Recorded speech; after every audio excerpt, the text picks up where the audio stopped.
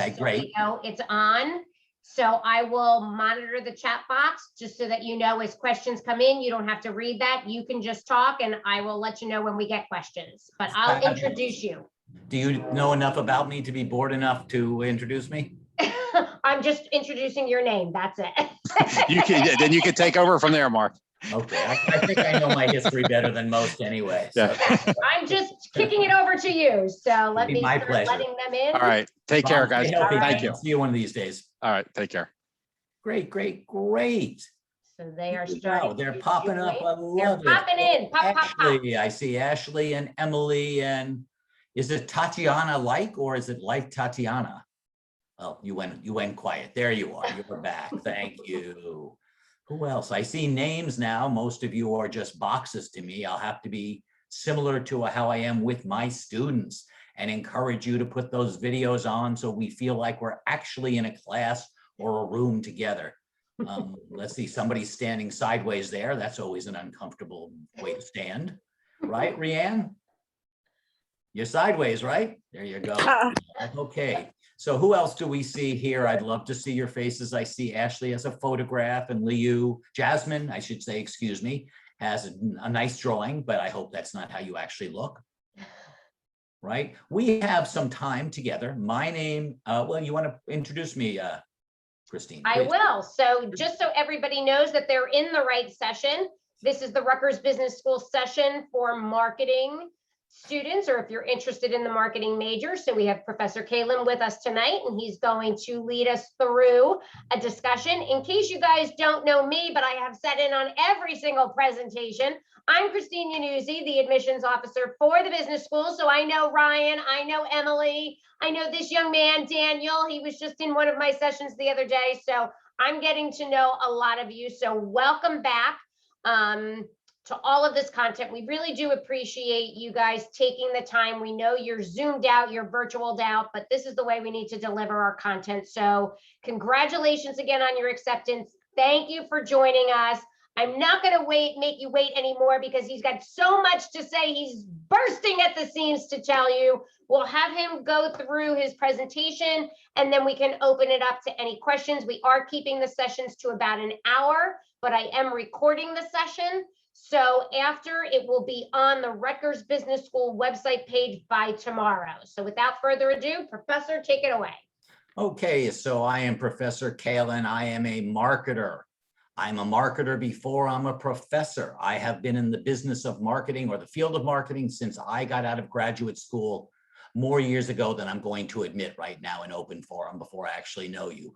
I'm professional in the field for 30 or 40 years. Yes, that long. It's fun. I still love it.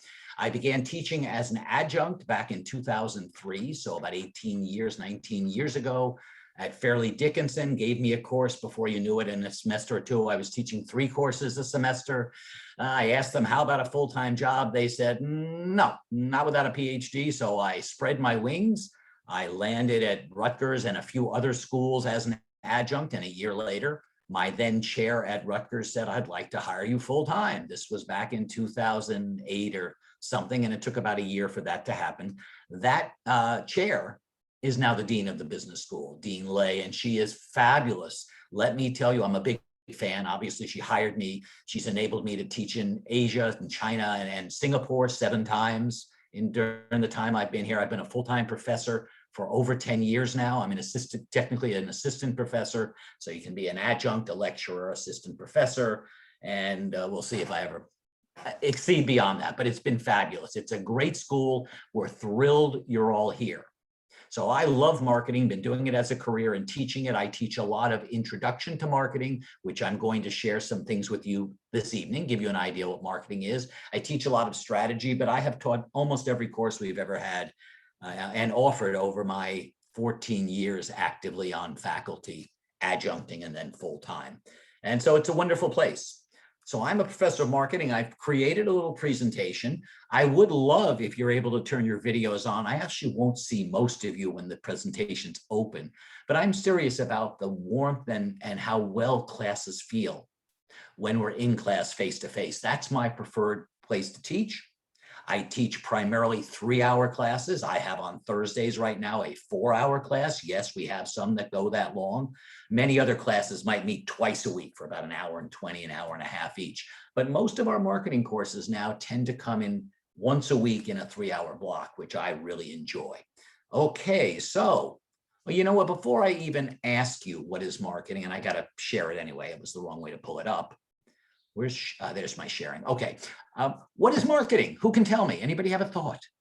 You can speak up. We can hear you. If you just unmute yourself and tell me, what do you think marketing is? Don't be shy. Yeah, hi. It's a way of trying to, I don't know how the better word for it, but market, or I guess sort of advertise yourself in a way. It could be, marketing can relate towards, marketing a person, trying to get yourself out there, a product, or anything else in that matter.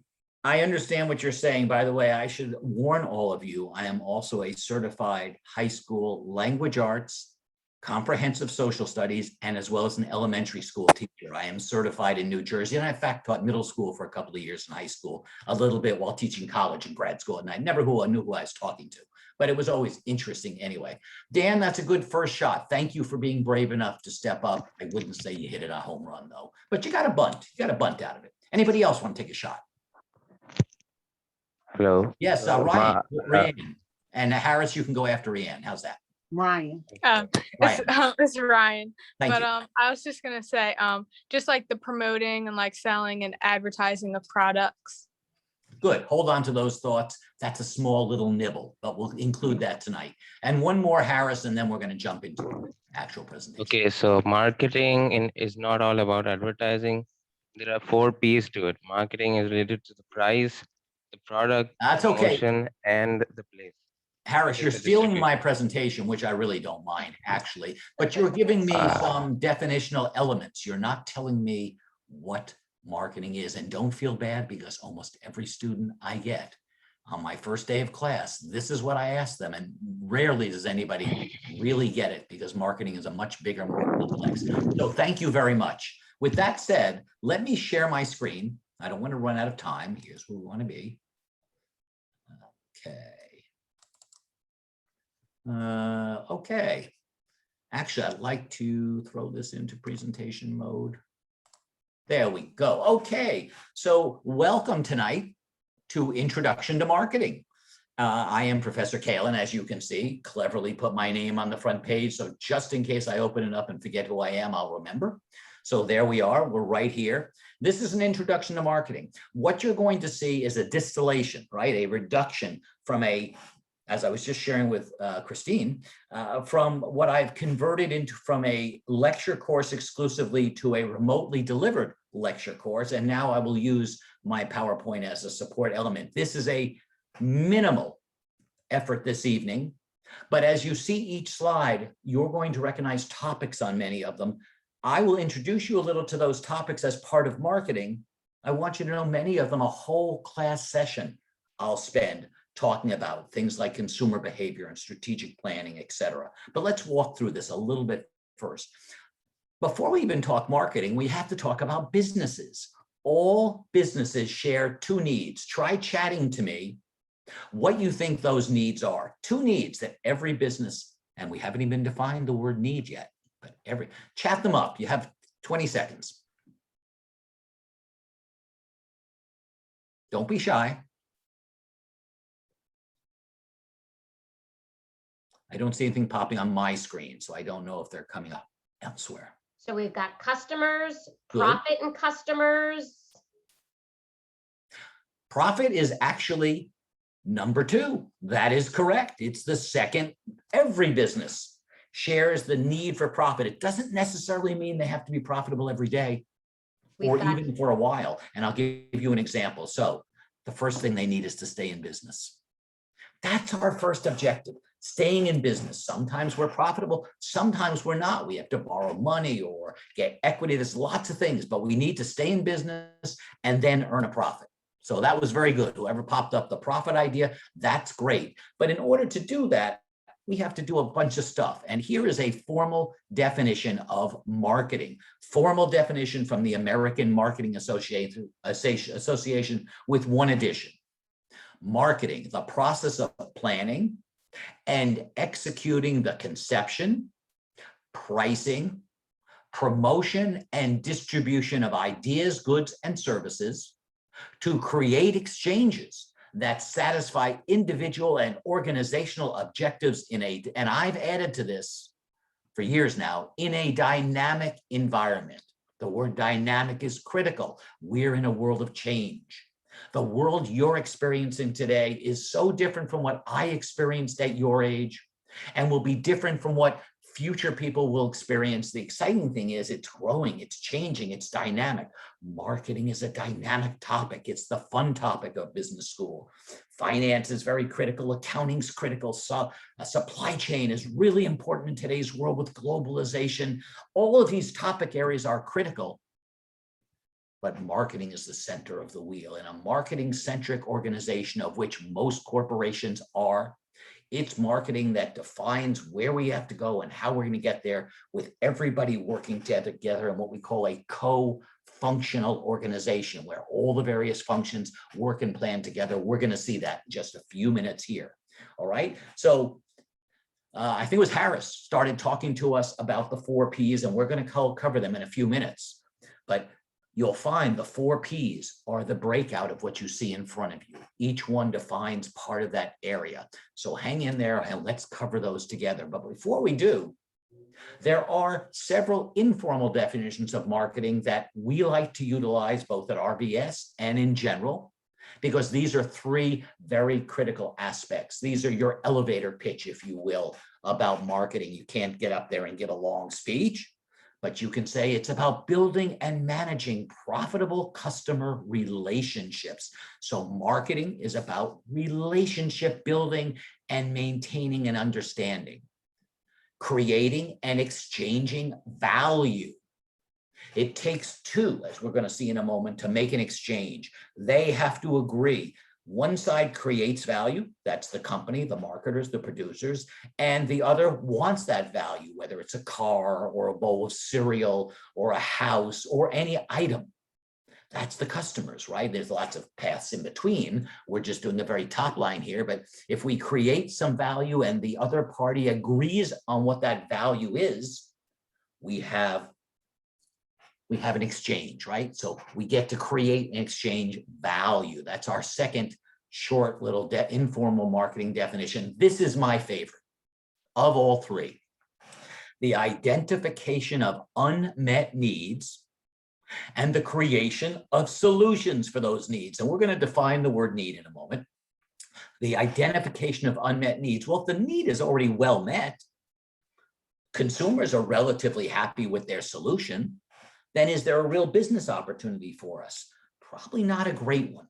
There are some ways, but not a great one. However, if we can identify an unmet need or a poorly met need and create a solution, that's part of what it is. And advertising, by the way, Harris and everybody else, it was Ryan, I think, as well. Advertising is how we communicate that solution. It's part of that process. And so all of the things you're mentioning are inherently within this topic area, all of them. So here's our 3, if you will, and we'll look at them right here, our 3 informal definitions of marketing: building and managing profitable consumer relationships.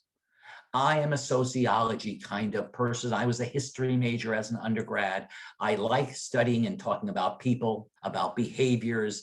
That's what this is all about. And that's what marketing is about. Of all the business functions, and they're all important, this one is most focused on people, behavior, attitudes, personalities, and a lot of other things like that. Then we create those solutions. But first we have to understand who we're talking to. And so all of these work really well, and looking for those unmet needs. By the way, I should share with you, I come from the world of marketing. I was the Schick marketing manager for a while. I worked on Trident gum. I ran the Chiclets business. I worked on Northern bathroom tissue. I worked on Dexatrim and many other brands from the Thompson Medical Company. These are brands I ran or was part of the running team. The second half of my professional in the field career was working with all of the companies that manufacture these products, assisting them in promoting, selling, and managing them. And I did that for nearly 20 years after 10 years of running brands.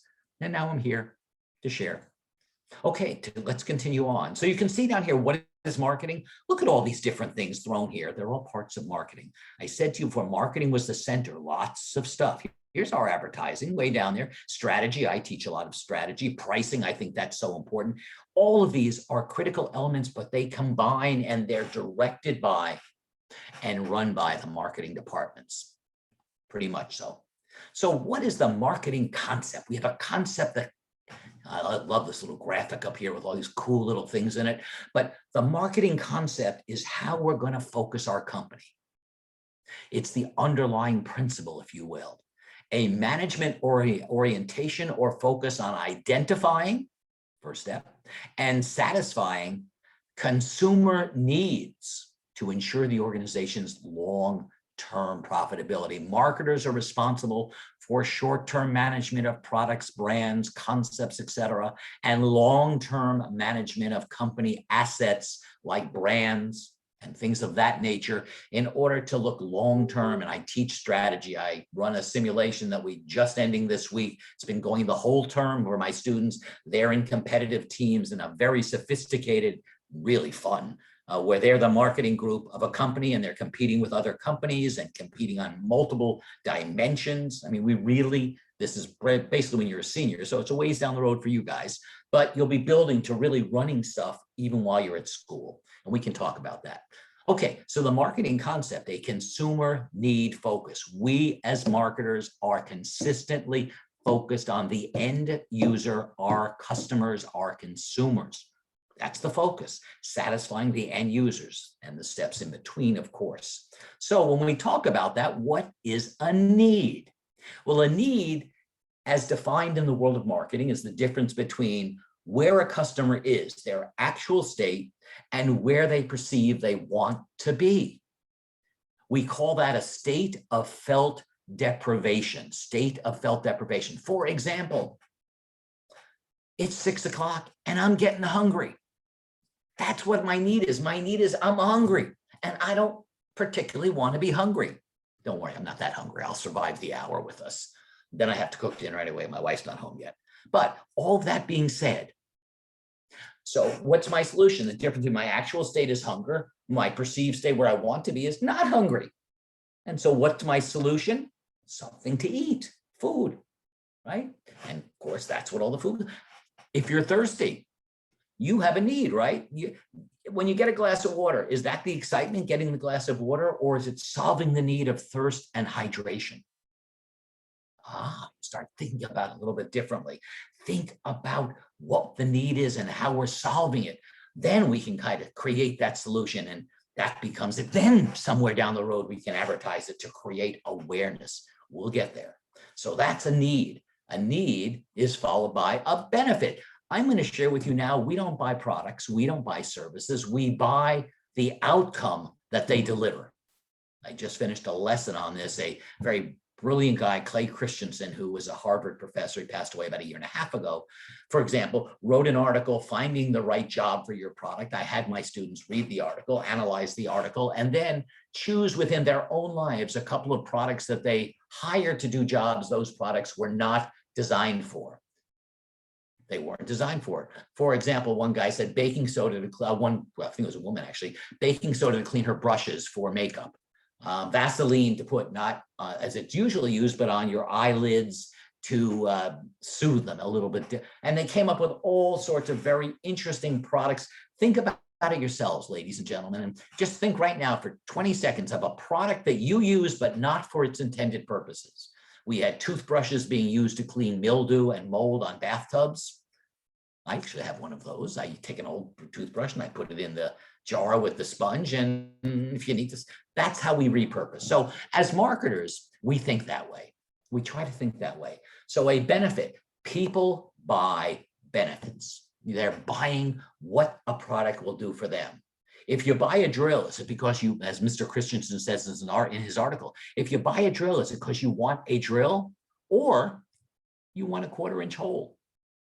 What do you really want? You want the hole, don't you? You buy the drill to create the hole, but it's the hole you want for whatever reason, that you might want a 1/4-inch hole to hang a picture or something.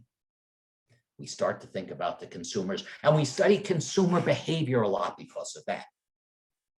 I've taken sociology, anthropology, history. I took a lot of that as an undergrad student and recognized that that's about human behaviors and group behaviors. Marketing absorbs that. So if you find that interesting, and they're fun courses to take, by the way, a little anthropology, a little sociology, if your schedules allow, I encourage it. I think it makes you a very well-rounded person. But of course, Ms. Yanuzzi and her and Dean Shatner will have lots to keep you very busy. So, and Dean Shatner's great, by the way. You can go talk to her anytime. She's wonderful as well. Okay, so what is a market? Generally, we define a market not as a location, but rather as a group of people. And here I've given you a definition, all of the customers and potential customers. So not only people currently utilizing or looking for those solutions, but what about future potentials or others? Remember, we're planning for today, but we have to be long-term to stay in business and earn a profit. So these all tie together. So we define a market as everybody who shares a common need that can be satisfied by a specific solution or product, who have the resources to exchange for that product. Generally, that's money, but it could be barter or something else, who are willing to make the exchange. The customer's in control. Nothing happens if the customer doesn't want to buy what our solution or our deliverable is that we've created based on knowledge we've gotten in through our work. And finally, have the authority to make the exchange. You know, sometimes you want to buy something, but you don't have the authority. If you look at these, for all of you, think about a 6-pack of beer when you're at school here. Let's admit it, college students like to have a beer once in a while. And while in the state of New Jersey, our drinking age is 21, and I'm sure nobody at Rutgers under the age of 21 has imbibed alcohol for any purpose, whatever. Yes, of course, I want you to have fun. We all have fun in college. Just be really safe. That's important. But notice if you went to buy beer, you can fill all of these top 4, but you don't have the authority because the state of New Jersey, which is the representative of the people of New Jersey, has determined that until you reach the age of 21, you should not imbibe alcohol, and therefore you cannot purchase it. I grew up in New York State when the drinking age was 18, so a little different for me. Okay, marketing. Marketing is a group, as I noticed, and not a location. A location is a marketplace, and that could be a physical location. Often you'll hear the term brick and mortar, every store you can think of, right? Whether it's Acme or Stop and Shop or ShopRite or Whole Foods or Target or any other location. Those are marketplaces where exchanges can happen. And online, Amazon, of course, or eBay all fall into that as well. They are marketplaces, the place where product and consumer finally come together. It's the only place they come together when you think about it. Everything else we do is before the consumer is standing or viewing the potential to make that purchase. And I was in a startup all about that for about 8 years called In-Store Advertising. And someday maybe we'll have a chance. I was the VP of marketing of that startup. We lasted 8.5 years. That's pretty good. Unfortunately, that's not my career. I still had to go continue working. So here, I've been in a bunch of startups. They're fun.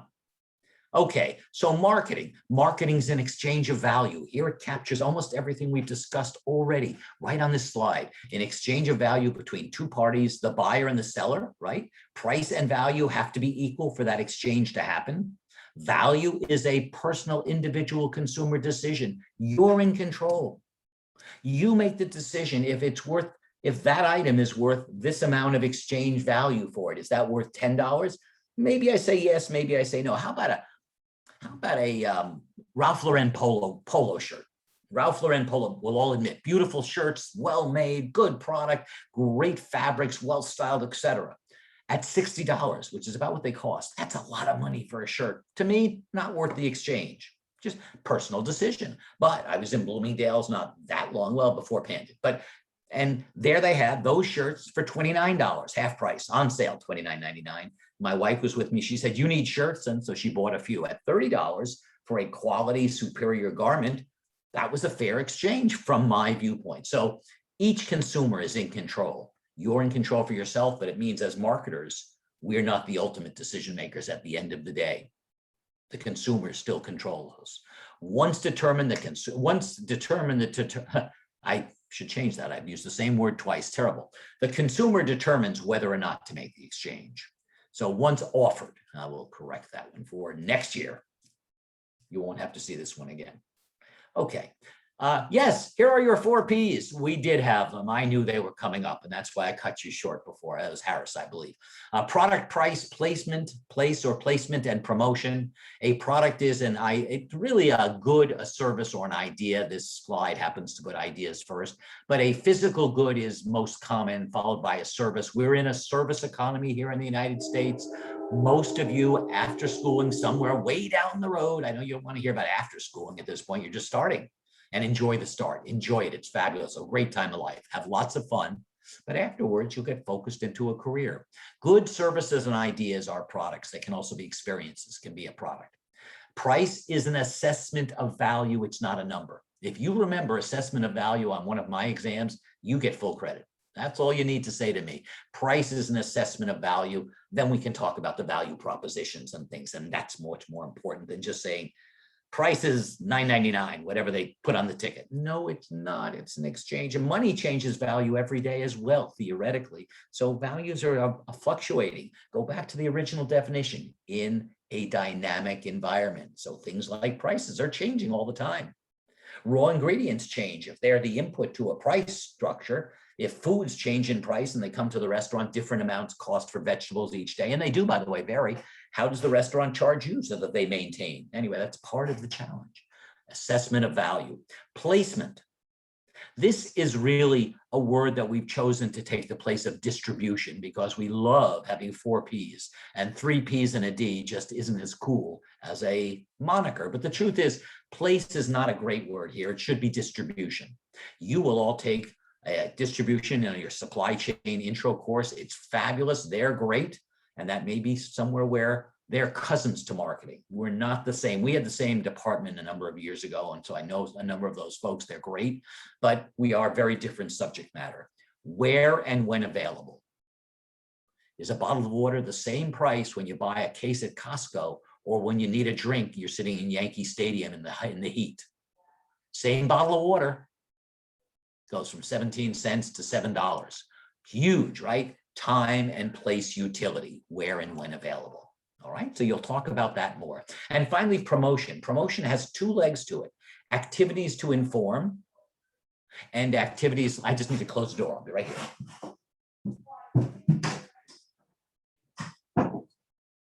Sorry about that. Okay, so activities to inform and activities to stimulate or incentivize a sale.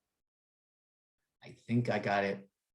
We're going to come back to the promotion mix in a little bit. So we'll expand upon this and what these mean. All right. We're going to add that in today because a lot of what we as non-members of the marketing community think are marketing fall right in here. A lot of what we do, which is fun, by the way, it's fun stuff. Okay, here's the marketing mix again, a little bit different format. I'm not going to spend time again, but you can see promotional activities over here and placement activities here and pricing strategy, allowances, discounts, features, quality, branding, lots of stuff goes into each P. And we spend a lot of time in our introductory courses alone. And then we do specialty courses like brand management, sales management, marketing strategy, digital marketing, advertising, all of those we have. Lots of those extra courses. Here's the promotion mix. So when someone says to you, oh, marketing is advertising, remember we had the marketing mix up here. Finally, we had promotion, and under promotion, we have 6 areas as well. Advertising, media and creative, public relations, a little different than advertising, but similar in its function to communicate. Personal selling, another activity to inform. At the end of my intro class, this will be the last item I will teach, is the professional sales process, the 7 steps and how they go. Sales promotion. Sales promotion, again, has 2 legs. We can promote our products directly to consumers, pull strategy, they come in and pull our products through, or we can either promote to the trade, which are the retailers, the various marketing intermediaries. That's the term we use, by the way, marketing intermediaries. In the field, they call them the trade, which help us get our product from the rear loading dock of our company to the shelf in front of where a consumer can choose it. All of those various aids, they can be promoted too, and they're part of our team as well. And then we have direct mail. Probably you're already getting credit card offers or car insurance offers. If you're not, you will very soon. That's direct mail, and you are prime targets for it as you become college students. And internet, digital marketing, way over here, but just getting booming in what it is. We now have digital. I taught the first digital marketing course a number of years ago. Had a guest lecturer come who was so much better than I, that the following year we invited her to teach the course, and now she's been a member of our faculty. Her name is Professor Schwartz. She's fabulous. If you have the chance to ever take a course with her, she is excellent, one of my favorites as well. And I take a little credit because she came and taught in my class first. So I get finder fee, maybe. Okay, so this is the promotional mix. We'll study all of these in the course of marketing. Here's what marketing really is. This diagram is cool. Start on the top here. Marketing is all about planning. Planning. If you don't like planning, you're in the wrong field, but the planning is fun. We plan, we write a marketing plan. We'll see where that fits in just a second. We execute that plan. We assess what's been achieved while it's going on, right? So we're monitoring on an ongoing basis. We get field reports, we get audits, all sorts of interesting information, a lot of it quantitative, some of it qualitative. We review it. What had we planned? Here's the plan. What did we plan on achieving? Are we making our plan? Are we falling short? What's going on? And based on our learning here, while the plans in the field, they're usually for a year, but there's other plans that are shorter, we might use some remedial action and control. Perhaps we're under delivering volume and we need to increase an allowance structure. Perhaps we're over delivering something and we're going to run out of money, so we need to close an offer down early, something like that. All right, so this is that planning, monitoring, review, control. I learned it as 3 steps. Here it's 4 steps. This becomes an important focus for us. We're still in the early days of that. We do SWOT analyses. This is very common. We identify strengths, weaknesses, opportunities, and threats. This is a big analytical tool for marketers. I'm not going to spend time tonight. We don't really have a lot, but if we identify strengths, weaknesses, opportunities, and threats, and based on what we learn, we move forward with new plans. And some of these are internal, some are external, some are bad for us, some are good, but we cover all that. That's part of our marketing. Our strategic plan. Any company starts with a business plan and then, in my world, moves to a marketing plan. Capitalize that. Oops.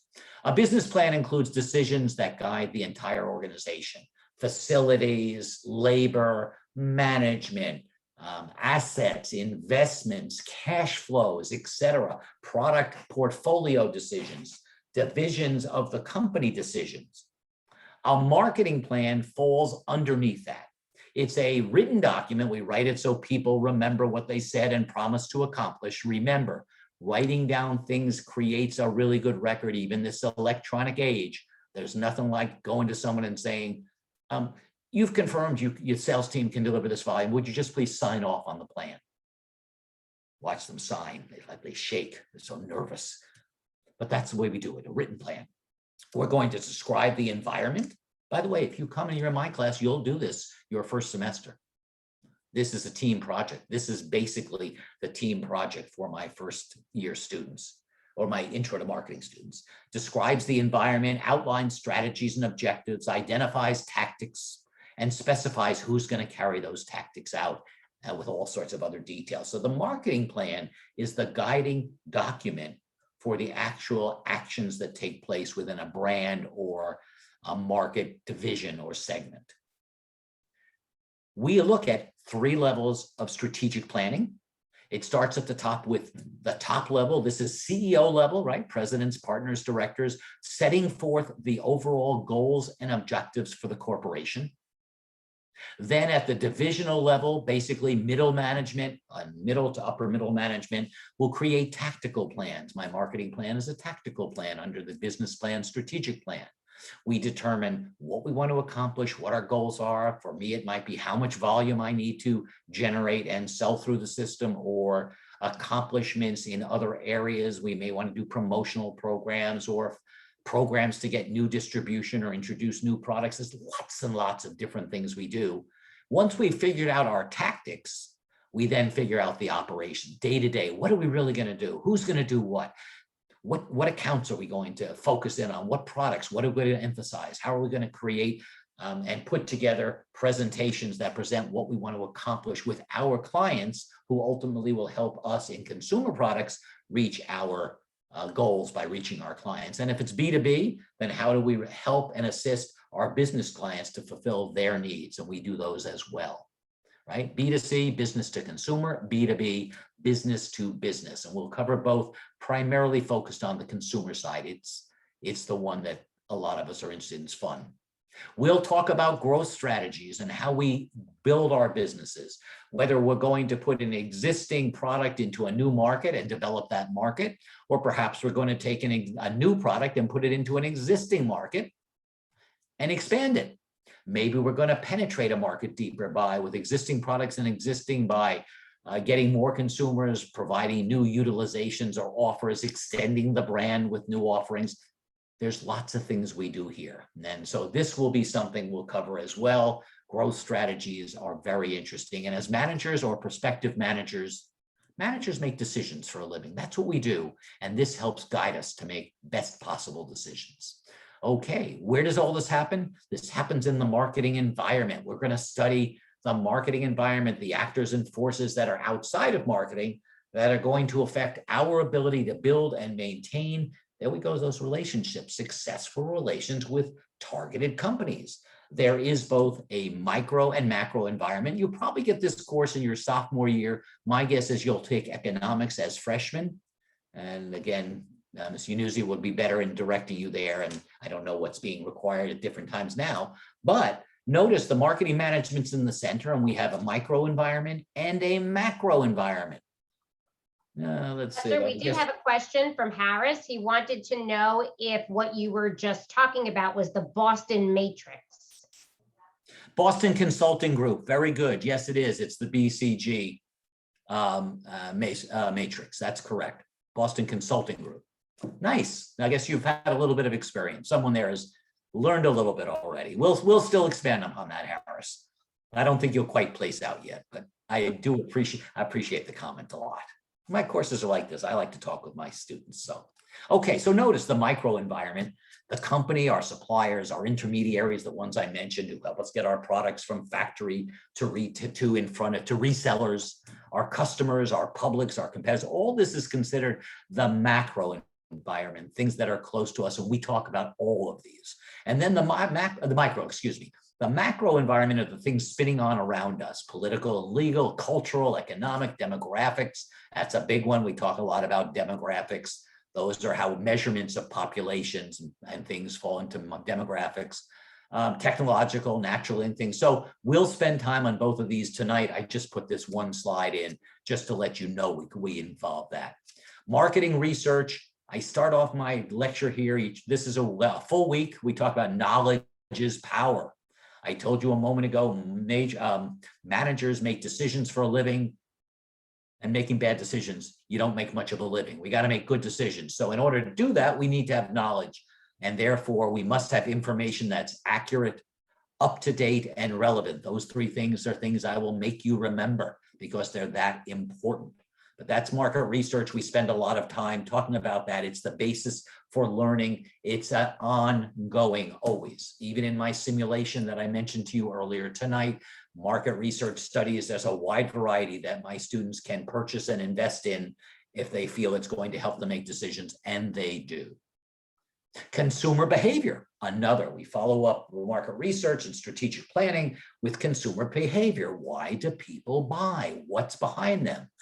Consumer behavior, the process individuals go through to select, purchase, use, and dispose of products. So notice that it's multiple steps. I like my students to understand those steps, and we add a lot of background into that. And all of these various things you see listed here represent how we make decisions, for example, and looking for alternatives and recognition of issues, all parts of consumer behavior.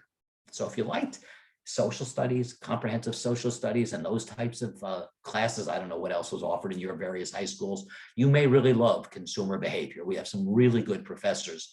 I used to teach it. Now they're younger and they're great. And so I get to teach strategy instead. There are 7 big areas that we will study and talk about that influence purchase decisions. And once again, I'm not going to go through each one tonight, but perception, motivation, I'm going to show you something on that, learning, attitude, personality, age, and lifestyle. That's a wide compendium of things that really start to paint pictures of our target audiences. So those are internal. And here is Mr. Maslow. You're going to study Abraham Maslow's hierarchy of needs. So you might have already mentioned it in school. I don't know, but I really like Mr. Maslow's hierarchy. He did this around 1940. He passed away around 1970. And it shows the stages that we go through to fulfill those various need segments in order to feel whole and complete as a person.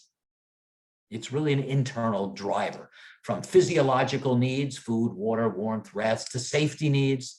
You know, if don't feel safe, or we don't have food and water, there's nothing else we're going to do. You have to have physiological needs to survive. Safety needs come beyond that. Then we move into social needs, which are part of the psychological needs, a belongingness and love, intimate relationships, having friends, being part of groups. Then when we succeed there, that's very adolescent behavior, right? Doesn't it seem reasonable? You like, my parents don't know anything. You know what Mark Twain said? Mark Twain very smartly said that when he was 15, his father really didn't know very much. But by the time he had gotten to 25, boy, had his father learned a lot. So think about that. And when you speak to your parents or whomever in the near future, just consider they've lived a long time and they can share a lot with you. And even when you don't agree with them, and certainly I had those issues with my folks who were wonderful, but we're kids, right? Okay, I hope my kids like me. We'll find out. So we then move to how we feel self-esteem. How do we feel? Prestige, a feeling of accomplishment, but not yet fulfilled. And myself and almost everybody I know is either stuck here, or I'd like to think at this one, self-actualization, reaching all of your potential, your creative activities, your goals. So Maslow's hierarchy, you'll spend a little bit of time on that, but that defines needs and built upon our needs from before. We'll talk about how new products enter the marketplace and are accepted by various groups of consumers. This is critically important, and I'm going to show you in a moment all the steps that we go through in new products as well, and we spend time on that. So brand management and marketing isn't just what exists today, it's how do things get into the marketplace, who in the marketplace, and what are the steps we have to follow in order to make that happen. And yet we still fail most of the time. We know all this and we fail about 90% of the time. So it's really challenging. I've worked on new products for a number of times, and most of them didn't live very long, or they got into the market and died for reasons. But I've also run the Schick business and Tried Income and a bunch of others that are still around. So I don't feel totally bad, if you know what I mean. Okay, so groups, innovators, about 2.5% are the first people we have to reach, then early adopters, and then we diffuse, called diffusion of innovation. We diffuse our product along all of these market segments. So you'll learn about that as well. Not everybody accepts immediately. And by the way, different individuals are in each segment for different product categories. Someone who needs to go to the new restaurant that opens, an innovator, could care less about electronics. On the other hand, that person that has to be on Thanksgiving night at 9 o'clock in front of Best Buy because there's a new release of an Xbox, they might not care very much about food in restaurants, but they got to be first to get that Xbox. So they're an innovator in that space. So we'll talk about those kinds of things as well, how we adopt. Professor, I had a comment in the chat box. Sure. A student has asked, he's noticed that in this session, you're going through wide-ranging business study topics. Will all of this and more be covered in the marketing major comprehensively, or are these just essentials that don't need in-depth studying? These are all covered in Introduction to Marketing, the first basic class that all of you will take because it's a required course for all students in the business school. And then, like that consumer behavior slide, for example, or market research slide, for example, or strategic planning slides, each of those will be expanded to fill a full 3-hour lecture. So yes, we go into much depth. And then that's a lecture. If you really are interested in consumer behavior, there's a full course just on the consumer behavior that's required for marketing majors. Marketing research is required for marketing majors. It's also the best second course you should take in marketing after intro, because that's the toolbox that allows us. So a full course on marketing research, a full course on consumer behavior, as well as a full lecture in the intro course. These are very topical. So that was a good question. Thank you very much for asking me to clarify that. All right, let's see how quickly. I know we're going to run out of time. Wait, And we that's also have another question. Hold on. Someone wants to know, and it may be coming up, are you going to talk more about digital and social marketing? Digital and social marketing are basically not incorporated in any depth in this course. Rather, we have a whole major and a whole courses on digital and a whole master's program now and major. And Stacy Schwartz created it with help from a bunch of other people, but she is really our digital guru. Social media is also covered in that program as well. And you can take those courses, but this course would come first. If you're a marketing major, there are several courses there that you can opt to take. We have a lot of electives and you can choose a bunch of them. Some students want to have double majors. That's interesting. I'm a marketer. I want someone who loves marketing if I'm a hiring manager. So I look to someone who's really in depth and done internships and case study competitions. I coach in a couple of the case study competitions as well. So there's lots of things to investigate when each of you get to school. And again, Christine and or Dean Shatner are good people to reach out to at least send you in a good direction as to where you might start to pick up some of those other things. And part of the reason that coming to school is the activities beyond school classes. There's so much that you'll learn from and have fun. All right, let me see if I can run through quickly, and I want to make sure we get through everything in our hour. Segmentation and targeting. We do a target marketing strategy. We divide the market by commonalities, things that we use market research techniques to identify these. But in today's world, it's very expensive to go to market. And so we have to make sure we're targeted and focused on the right consumers. So we learn all about target marketing and shared commonalities, shared traits, things that groups of individuals share in common that put them into one group, but keep them separate from others who do not share those things. All right, so we go extensively into segmentation and targeting. And we use a variety of variables. The most common are demographic variables. Those are things like age, gender, social class, education, family structure, national origin, ethnicity. So there's a lot of demographic markers, but we can also segment or divide up by behaviors. There's a thing called Pareto's rule, an 80-20 rule. If you go into most product categories, the top 20% of our customers are responsible for purchasing or accumulating 80% of the volume. So behavioral aspects, we can target people who do things for sports, for skiers. Skiers isn't age or gender, it's a behavior, it's a sport. Psychographic, we have some measures of ways that we can divide the market, and geographical. If you're in the snow shovel business, you're probably not going to want to market in Florida a lot, right? But if you're the rock salt business, New England looks pretty good, right? So go up to New England, but suntan lotion, now you'll sell some up north, and skiers, that group still likes suntan lotion, but are you going to sell more in Florida or New Hampshire? So we can break up by variables, and we can find, and we go into all of these different needs and preferences. Here's the marketing mix again, but I really wanted to show you this this one has nothing to do on it. This little illusion of choice. You may think you're buying products from zillions of companies, and you are.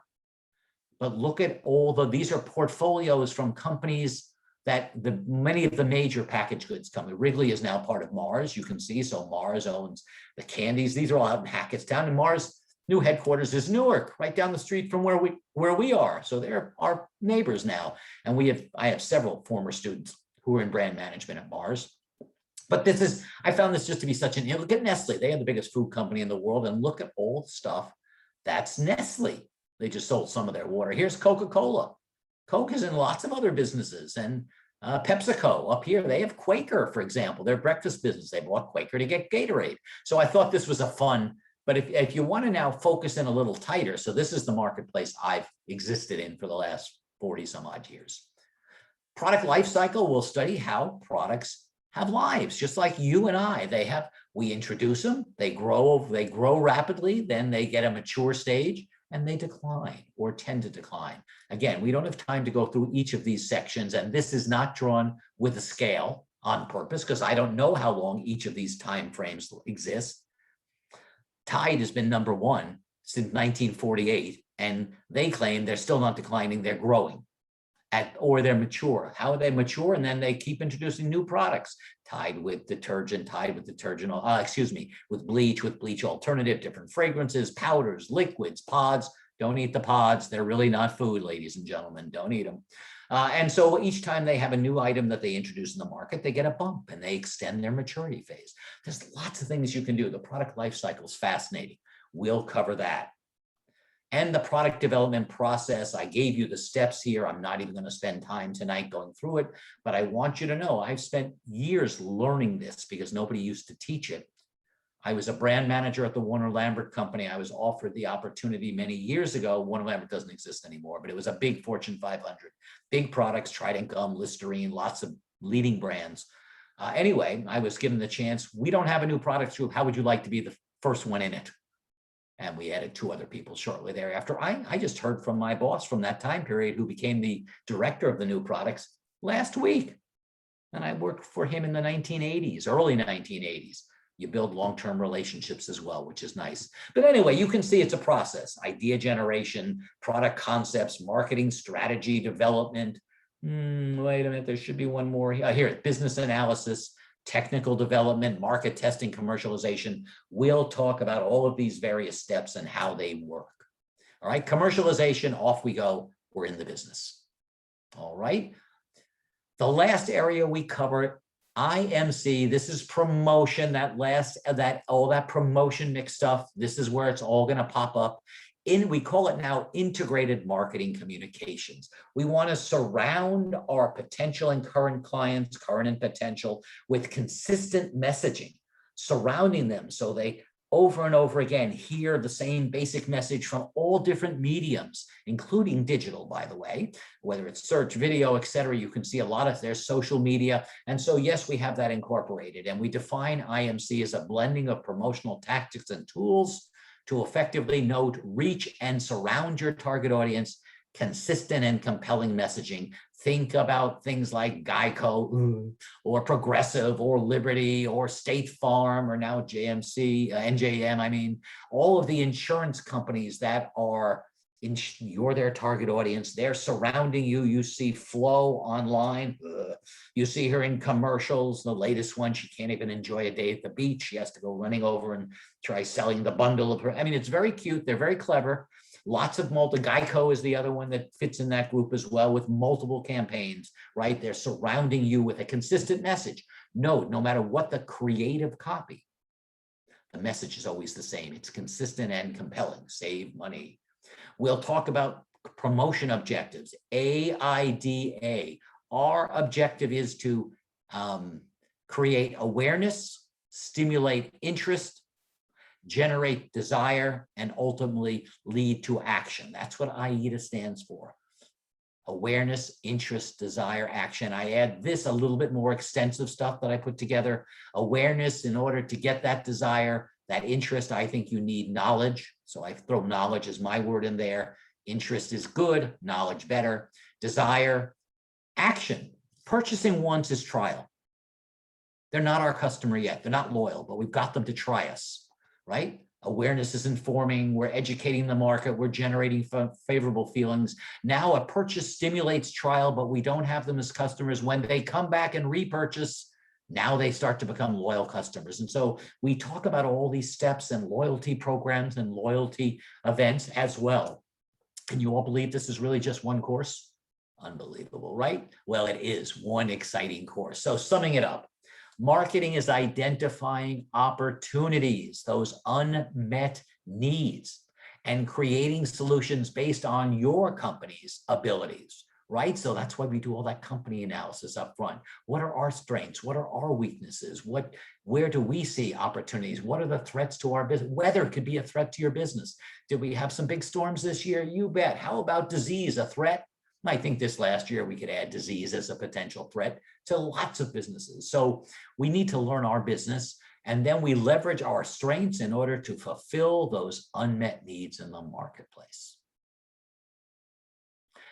If you come and visit with me in the fall because you like this stuff, we've just finished week 13. Week 14 will be the final exam. I'm available for any other questions you might have. I think, there I am. So, and if you want to steal one of my many emails, if you do write me, you're welcome to. If you have a question about RBS, I'm happy to respond. Just put in the line, the subject line, saw your presentation or saw RBS, something so I know it's from a Rutgers potential student, because I will not answer emails. I won't open them. I've been spammed and had my computer infected once, and it's no fun. So if I recognize your names, don't expect me to recognize, even though I'd love to, but I haven't really seen most of you for very much of our presentation. I only get a few boxes at a time. Ryan. We had one final question, Professor. A student asks, as technology is taking over many industries and income streams, how would you convince an inexperienced undergrad like myself to take up marketing as a major? What was the first part of that again, please? As technology is taking over many industries and income streams, how would you convince an inexperienced undergrad? Technology is a tactic. Technology is not analysis or thinking. Technology is not identifying consumer needs that are unmet and creating solutions. When I was in graduate school, no cell phones, no laptops, a mainframe computer somewhere, everything was written out by hand and then typed by somebody. The world's going to continually change. I had a secretary. I haven't had a secretary in 30 years because now we do everything ourselves. We change. Marketing is about behavior. It's about identifying opportunities. It's about people. If you can name me another business functional area that's focused on people, then I'd suggest look at both of them. But for me, who is a people-focused person, I find marketing to be far and away the most fun. It doesn't run in a vacuum or isolation. I thought I had one slide here on co-functional planning, and I didn't. But we also talk about working in a group. So when I was a brand manager, I led groups. I had a finance person attached. We worked with operations. We worked with manufacturing. We worked with advertising and promotion groups. And so we work in teams. Most of business today works in teams. Marketing, you have to want to love learning about people and solving issues. And also understanding financial documents. We have to make profits. Marketing is the line managers. I define line managers rather than staff managers. Finance is a staff group. Accounting is a staff group. Supply chain is staff. Manufacturing and operations are staff. Marketing is line. That means we have profit and loss responsibilities for the businesses or the groups of businesses that we manage. If that excites you, if you think at some point, I want to be an entrepreneur and I want to start my business, marketing is the closest within a corporate setting. I feel that you'll get to do that. And brand management, consumer products marketing, at the top of that list. So I was the Schick brand manager. I was in charge of running a $65 million business. In those days, it's much larger and owned by a different company now. But I had to identify problems, which we had some serious ones. Schick was shrinking, Gillette was growing massively and beating us. And I had to re-alter the brand. I had to do things with the razor handles. I had to read the research. I had to learn technology. I had to learn how we extruded plastic. I didn't know we could do it in color till I went and visited the factory. Found we could do it in color for a razor handle. We could also hot stamp into a razor handle something, a word, a name. I came up with a college colored razor program. We started making razors, 2 pieces to a trial razor. So we made them in 2 colors. For Rutgers, it would have been red and white. I then did research to test if I put the name Rutgers on it, which cost me a penny each time to hot stamp. Did that pay out? Yes, it did. It was a great thing. And that program ran for 12 years after I left the business. So you know you've done something long-term and successful. That's marketing. Because once people buy my handles, get my handles, and there are a variety of programs we use to do that as well, then they're going to buy my blades. Then we sustain the business. Then we put together a comprehensive solution. So marketing is all about that. Marketing management is all about that. But you can go into segments of marketing after the beginning. Maybe you want to be in advertising, great career. You can be an account exec. You can be a creative person. You can be a media person. You'll learn about all those, by the way, as well in my course. And you might find working there for an agency in the service side of the business. Most jobs are in service is what excites you. A lot of people do. You can be account executive. That's the marketing person on a advertising agency's account team, and they interact with the client the most. They interact with the creatives and the media teams and the promotion teams, et cetera. So there's a lot of sub-careers within the concept of marketing. The good thing is, if you're coming to our business school, and I hope each of you does, it's really a great place, wonderful faculty, really great students. If you and when you come, this is a course you have to take. And so enter it with, I don't know if this is really what I want to do, but I'm going to give it 100, and do this for each of your courses, by the way. Give it 100%. Be a sponge. My guess is you don't really know what your career is yet. Unless you were one of these, unique at the age of 5, I knew I wanted to run General Motors kind of person, or be a US senator, or so. We don't really know. The whole idea of your first couple of years of any college, I went to some nice schools, I'm very lucky, is to learn about opportunities that fit your desires. So now I will end my evening, because I think I'm probably running a few minutes long.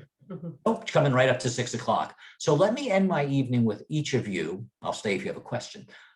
With what I tell my students: identify your passions. What excites you? What are you passionate about? And is it Wall Street? If it is, go finance. We have some really great finance professors who know Wall Street great. Is it accounting and being more of a measurement? You that type of a person? We have I teach in the professional accounting MBA program right now. I'm teaching them marketing management, the basic course that I teach as undergrads, Introduction to Marketing. They have to take that as well. Maybe that's your desire. Supply chain is very popular now, and we're placing virtually 99% of our supply chain students. And so I know a bunch of my former students, they say, well, I'm a supply chain marketing double major, and I'll see what jobs are available. And they're all getting jobs.